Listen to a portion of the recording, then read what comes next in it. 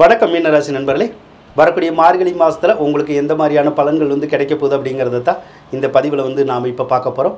முதலாவதாக சனி பகவானை பார்ப்போங்க. உங்களுக்கு 7.5 சனி நடந்துட்டு தான் இருக்குது. அதனால் ஒன்றும் பயப்படணுங்கிற ஒரு அவசியமெல்லாம் இல்லை. 7.5 சனி இப்போ உங்களை கவுத்து விடுற ஒரு ரேஞ்சில் எல்லாம் இல்லை. அதனால் கவுத்தெல்லாம் விடாது. அதனால் பயப்படாதீங்க. 7.5 சனியை பொறுத்தளவுக்கு வாகனத்தை வாங்கி கொடுக்கக்கூடிய கிரகம். அப்போ சொந்தத்துக்கு வாகனம் வாங்கக்கூடிய யோகம் இப்போ இருக்குது. ஏற்கனவே சிலர் வாகனம் வாங்கியிருப்பீங்க. இன்ன வரைக்கும் வாங்காமல் இருக்க மாட்டீங்க. இப்போ கூட ஒரு சிலருக்கு அந்த வாகனம் வாங்கணுங்கிற எண்ணங்கள் வந்துக்கிட்டே இருக்கும். சொந்த பயன்பாட்டுக்கு வாங்குறதா இருந்தால் வாங்கிக்கோங்க, தவறில்லை. அதேமாதிரி இந்த தொழிலுக்கு மட்டும் வாகனங்கள் வாங்காதீங்க. ஏன்னா 7.5 சனி காலத்தில் வாகனங்கள் நமக்கு பயன் கொடுக்காது. அதாவது அதை வச்சு நம்ம சம்பாதிக்க முடியாது. அப்போ ஒரு கார் வாங்கிறது, ட்ராவல்ஸ் வைக்கிறது, ஆட்டோ வாங்கிறது, லாரி, இந்த மாதிரி இந்த ஜேசிபி, பொக்லைன், இந்த மாதிரிலாம் நம்ம நிறையா வண்டி வாங்கி தொழில் செய்கிறோம் இல்லையா? அந்த தொழில் மட்டும் செஞ்சால் கரெக்டாக வராது. அதனால் அதுக்காக வண்டி வாகனங்கள் எதுவும் நீங்கள் வாங்கிறத கொஞ்சம் யோசிச்சு தான் செய்யணும். வாங்காமல் இருக்கிறது தான் நல்லது. வாங்கினா அது ஓடாது. அதில் லாஸ் ஏற்படுறதுக்கூடிய சந்தர்ப்பங்கள் இருக்கும். அதனால் அந்த ஒரு விஷயத்தில் நீங்கள் கவனமாக இருந்தீங்கன்னா சரி, வேறு ஒன்றும் பிரச்சனை இல்லை. ஒரு சிலருக்கு மட்டும் இந்த மருத்துவ செலவுகள் வரும். ஒன்று உங்கள் வீட்டில் யாருக்காவது இந்த முழங்கால் வலி வரும், முதுகு வலி வரும், இல்லைன்னா வயிறு தொடர்பான தொந்தரவுகள்னு சொல்கிறோம் இல்லையா? அந்த மாதிரி வர்றதுக்கான சாத்தியக்கூறுகள் மட்டும் கொஞ்சம் இருக்கும். ராசி மேலேயே ராகு இருக்குது. ராகு ஒன்றும் பிரச்சனை இல்லை. 7ல் கேது இருக்குது. அதுதான் பிரச்சனை. 7ல் கேது இருந்தால் கணவன் மனைவி உறவுக்குள்ளே கருத்து வேறுபாடு ஏற்படும், சண்டை சச்சரவு வரும். அதே மாதிரி ஒரு சிலருக்கு தகாத உறவுகள் ஏற்பட்டுரும். அது வீட்டில் தெரிஞ்சிடும், சந்தேகப்படுற மாதிரியான ஒரு சூழ்நிலை வந்துடும். அப்போ கணவன் மனைவிக்குள்ளே சண்டை சச்சரவு பிரிவினை ஏற்பட்டுருமோங்கிற பயம் வந்துடும். ஒரு சிலருக்கு பிரிவினை கூட ஏற்பட்டுரும். அதனால் கவனமாக இருக்கிறது நல்லது. ஒரு சிலர் ஒரே வீட்டுக்குள்ளே இருப்போம், ஆனால் சண்டை போட்டுக்கிட்டே இருப்போம், வாய் பேச மாட்டோம், இப்படி கூட இருக்கும். அதனால் கவனமாக இருந்துக்கணும். அடுத்து ஒரு சிலருக்கு கல்யாணம் நடக்குமான்னு கேட்டால் நடக்கும், நடக்காதுன்னு இல்லை. ஆனால் ஊர் மிச்ச கல்யாணம் நடக்காது. இந்த யாருக்கும் தெரியாமல் திருமணம் பண்ணணும்னு நினச்சி ஏதாவது நம்ம வேலை பார்க்குறோம்ல, ஒரு வீட்டுக்குள்ளே ஒரு பொண்ணு ஆணுமா இருந்து கல்யாணம் பண்ணிக்கிறது, அல்லது வீட்டை விட்டு வெளியே போய் யாருக்கும் தெரியாமல் கல்யாணம் பண்ணுறது, அந்த மாதிரியான சந்தர்ப்பம் ஒரு சிலருக்கு இருக்கும். அந்த தவிர மட்டும் நீங்கள் செய்யாதீங்க.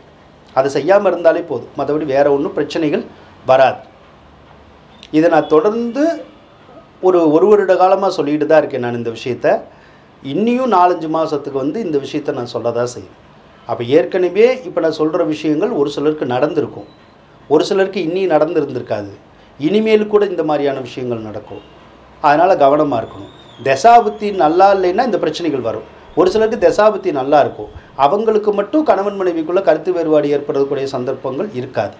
அதுக்காக கணவன் மனைவிக்குள்ளே கருத்து வேறுபாடு ஏற்படும்னா அனைத்து மீனராசிகளுக்கும் ஏற்படாது. ஆனால் மீனராசிகளுக்கு பாதிப்பேத்துக்கு ஏற்பட்டுரும். இதை மட்டும் கருத்தில் வச்சுக்கோங்க. குரு பகவானை பொறுத்தளவுக்கு 3வது ராசியில் தான் இருக்கும். குரு 3வது ராசியில் இருந்தால் நல்ல தைரியத்தை கொடுக்கும், நல்ல தன்னம்பிக்கை கொடுக்கும். ஏதாவது சொத்து சம்மந்தப்பட்ட விஷயங்களை நம்ம செய்யலாம். அதாவது ஒரு சொத்து வாங்கணும்னு நினச்சா வாங்கலாம், ஒரு சொத்தை விற்கணும்னு நினச்சா விற்கலாம், அல்லது சொத்தை பாகம் பகிரணும் அப்படின்னு நினச்சா பாகவிஸ்தி போடலாம். அந்த விஷயத்துக்கெல்லாம் குரு உங்களுக்கு நல்லா உதவி செய்யுங்க. அதே மாதிரி குரு 3ல் இருந்தாலுமே உங்களுடைய முயற்சிகள் எல்லாம் பயனளிக்கும், நல்லா இருக்கும். எந்த விதமான முயற்சிகள் எடுத்தாலும் அதில் வெற்றி கிடைக்கிறதுக்கான சந்தர்ப்பங்கள் உங்களுக்கு இருக்குங்க. 2ஆம் அதிபதி செவ்வாய் நீச்சமாக இருக்கார். பொதுவாக செவ்வாய் நீச்சமாக இருக்கக்கூடாது. செவ்வாய் நீச்சமாக இருக்கிற போது ஒரு சிலருக்கு சரியான பணவரவு இருக்காது. ஏதோ ஒரு விதத்தில் ஒரு சிலருக்கு வருமானம் வரும், ஆனால் வருமானம் குறைஞ்சிருக்கும். இந்த மாதிரி விஷயத்தை நீங்கள் நல்லா உணரலாம், உங்களால் உணர முடியும். ஒரு சிலருக்கு குழந்தை பாக்கியம் இல்லைன்னா குழந்தை பாக்கியம் கொடுக்கும். குழந்தை பாக்கியம் இருந்து குழந்தைகள் பெரியவங்களாக இருந்தால், பிள்ளைங்க பெரியவங்களாக இருந்தால், பிள்ளைகளுக்கு இந்த மாதம் நிறைய கோபதாபம் வரும், நிறைய டென்ஷன் வரும். அதே மாதிரி அவங்க கூட நம்ம பேசுகிறது கவனமாக பேசணும். இல்லைன்னா அவங்களுக்கும் நமக்குமே ஏதாவது ஒரு வகையில் சண்டை சச்சரவுன்னு வரதுக்கான சந்தர்ப்பம் கொஞ்சம் இருக்கும். அதாவது எதுக்கு கோவப்படுறோம்னே நமக்கு தெரியாது. நம்மளும் கோவப்படுவோம், பிள்ளைகளும் கோவப்படுவாங்க. பார்த்துக்குங்க, அது நம்மளை காட்டிலும் பிள்ளைங்க தான் அதிகமாக கோவப்படுவாங்க. இதை வந்து செவ்வாய் தான் செஞ்சு தருவார். சரி, அதே போல் புதன் பகவான் வந்து உங்களுக்கு 9வது இடத்துல தான் இருக்கார். அந்த மாதிரி இருந்தால் ஒரு சிலருக்கு வேலை இழப்பு ஏற்பட்டு வேறு இடத்துல வேலை கிடைக்கும். ஒரு சிலருக்கு ட்ரான்ஸ்ஃபர் வேணும்னா கண்டிப்பாக கிடைக்கும். வெளிநாடு சார்ந்த எந்த ஒரு நன்மையும் கிடைக்கும். பிஆர் கிடைக்கிறது, விசா கிடைக்கிறது, வெளிநாட்டில் வேலை கிடைக்கிறது, கல்வி கிடைக்கிறது, தொழில் கிடைக்கிறது, இதெல்லாம் வந்து உங்களுக்கு ஈஸியாக கிடைக்கும். முயற்சி பண்ணுங்க.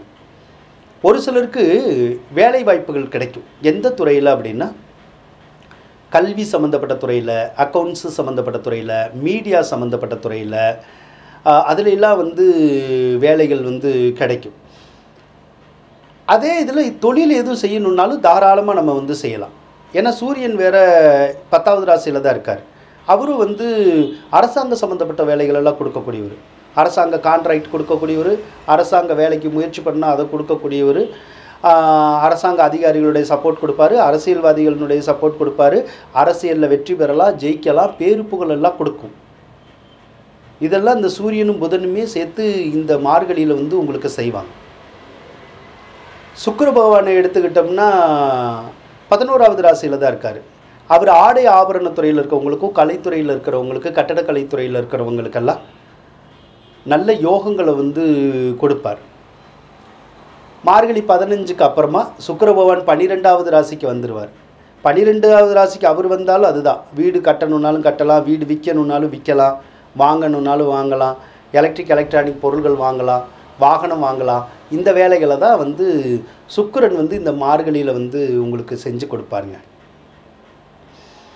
ஆக கிரக நிலைகள் எல்லாமே நல்லா தான் இருக்குது. இப்போதைக்கு மார்கழியை பொறுத்தளவுக்கு சிறப்பாக தான் இருக்குது. அதனால் நற்பலன்களை வந்து நிறைய எதிர்பார்க்கலாம். ஒரு நல்ல வாழ்க்கையும் உங்களுக்கு கிடைக்கிறதுக்குடைய சந்தர்ப்பமும் இந்த மார்கழியில் வந்து இருக்கத்தான் செய்யுது அப்படின்னு சொல்லி கூறிக்கொண்டு விடைபெறுகின்றேன். நன்றி, வணக்கம்.